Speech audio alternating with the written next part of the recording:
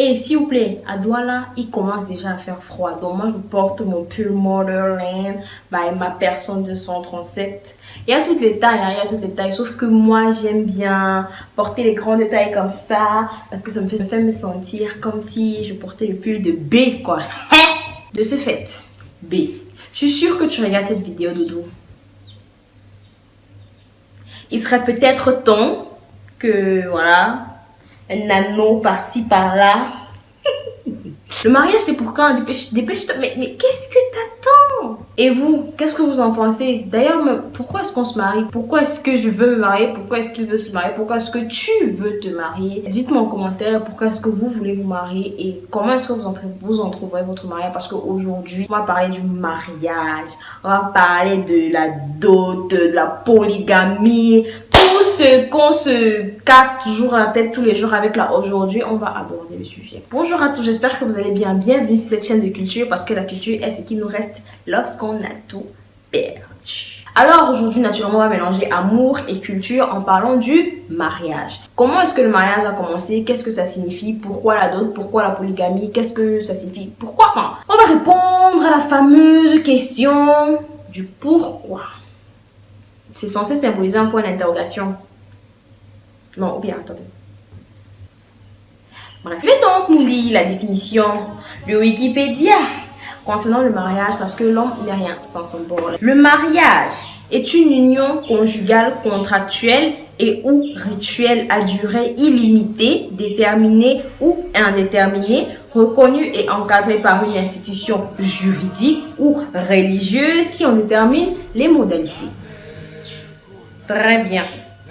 Les origines du mariage ont plusieurs hypothèses, notamment il y a la Grèce et il y a en Afrique. Voilà. Je vais d'abord commencer par les origines grecques. Dans la Grèce antique, en fait, les hommes se distinguaient des dieux par le besoin de prolonger en fait leur espèce d'avoir de la progéniture et de continuer de pérenniser leur espèce. Et c'est donc pour ça qu'ils se mariaient, se mettaient avec des femmes pour avoir des enfants. Dans cette hypothèse-là, la femme grecque n'avait aucun droit politique, social ou juridique. Tout ce qu'elle faisait, tout ce qu'elle possédait en fait, c'était sous l'autorité de son tuteur ou de son mari ou de son père dans un premier temps parce qu'elle était d'abord avec son père, ensuite son mari. Donc tout ce qu'elle possédait c'était pour son mari. Quand elle voulait faire quelque chose, elle lui demandait la permission. Elle veut sortir, elle lui demande la permission. Elle veut avoir un compte en banque, elle lui demande la permission. Quoi que ce soit, elle lui demandait la permission. Et l'adultère ou l'infidélité de la femme avait une peine de mort. Tu trompes ton mari, on te tue. Bon, ça c'était l'origine romaine. On passe maintenant à l'origine africaine. Et en passant, hein, moi je porte le berceau de l'humanité on my chest, ok? Black power. Le mariage en Afrique, dans le but de ressembler à la source créatrice en fait, à la divinité qui est en chacun de nous, qui est en même temps le yin et le yang, qui peut créer. L'objectif, nous, en fait, dans nos formes humaines, enfin, je dis nous, je parle de l'Afrique, de l'homme, depuis tout ce temps, dans notre forme humaine, notre objectif était de créer toujours le représentant mâle et le représentant femelle s'unissent pour ne former qu'un seul être, procréer et donner la vie. Maintenant, lorsqu'une femme et un homme s'unissaient, le devoir de l'homme était d'être comme un père pour la femme, comme un frère pour elle et comme un amour. Pareillement, le devoir de la femme était d'être comme une mère pour son mari, comme une sœur et comme son meilleur coup quoi. Et en fait, lorsqu'ils faisaient un, ils n'avaient pas le droit de divorcer. Ils n'avaient pas le droit de divorcer parce que lorsqu'ils font un, ils sont unis et ils doivent vivre la vie jusqu'au bout.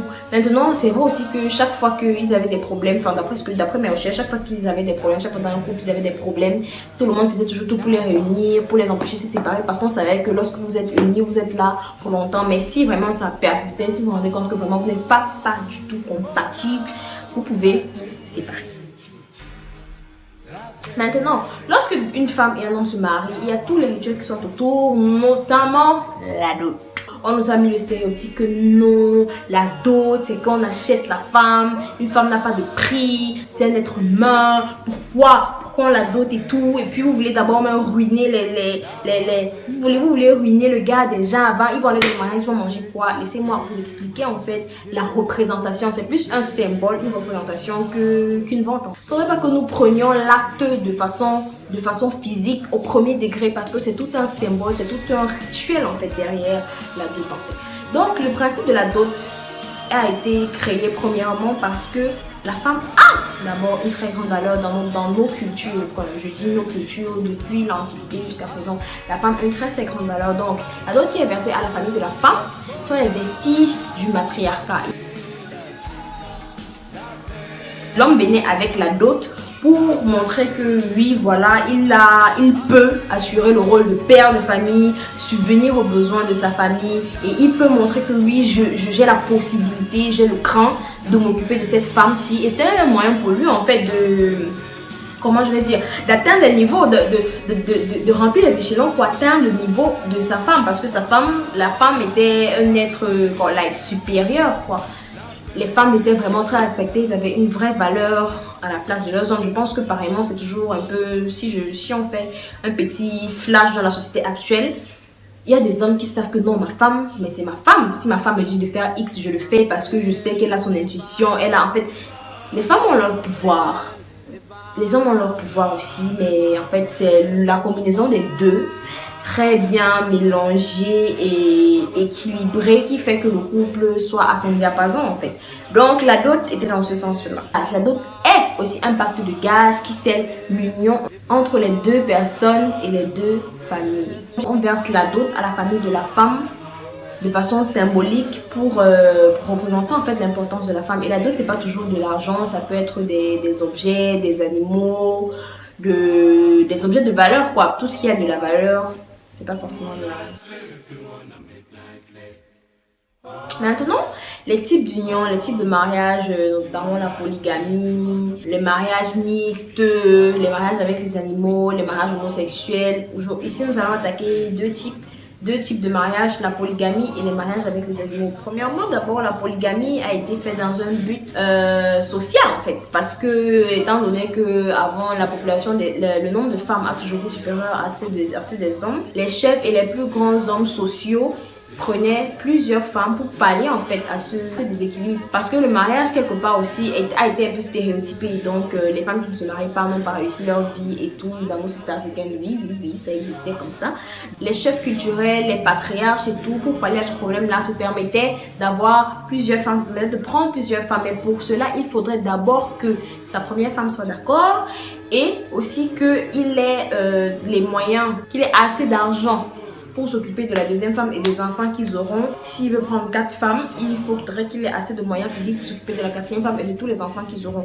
Donc c'était un peu ça le principe de la polygamie. Je me retrouve en train de filmer la suite de cette vidéo dans les escaliers d'un immeuble, parce que j'avais oublié de vous parler des anneaux. En fait, les anneaux, d'où vient la tradition des anneaux? La tradition des anneaux a commencé il y a 6000 ans avant Jésus-Christ, en Égypte antique, lorsque les mariés s'échangeaient des bagues tissées en chanvre ou en roseau, parce que pour eux, le cercle signifie en fait l'éternité.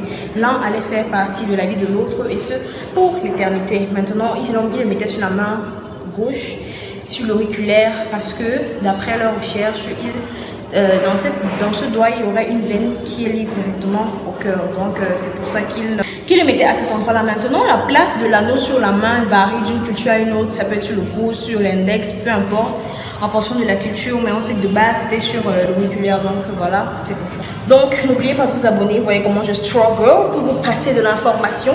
De l'autre côté maintenant, parlons du mariage avec les animaux. Bon, ça, j'ai pas vu de traces de mariage avec les animaux en Afrique, mais en Inde plutôt. Et dans ce sens-là, c'était bien de se marier avec un animal, parce que surtout avec des animaux abandonnés, pour pouvoir en prendre soin. Parce qu'en Inde, les dieux sont représentés par des animaux. Donc peut-être une femme se marie avec un chien, elle prend soin de lui, et puis on voit plutôt ça bien, parce que là, elle fait honneur à la divinité représentée par le chien. Vous voyez un peu, mais ça n'empêchait pas quand même de se marier après si elle voulait avoir un autre époux et tout. Donc j'espère que cette vidéo vous aura plu. J'espère que vous avez aussi commenté pourquoi est-ce que vous voulez vous marier. Dites-moi, je vais lire, je vais lire et on va en discuter. N'oubliez pas de vous abonner si ce n'est pas encore fait, d'activer la petite cloche pour pouvoir recevoir toutes les vidéos chaque semaine, parce que chaque semaine, il faudrait qu'on apprenne une notion de plus.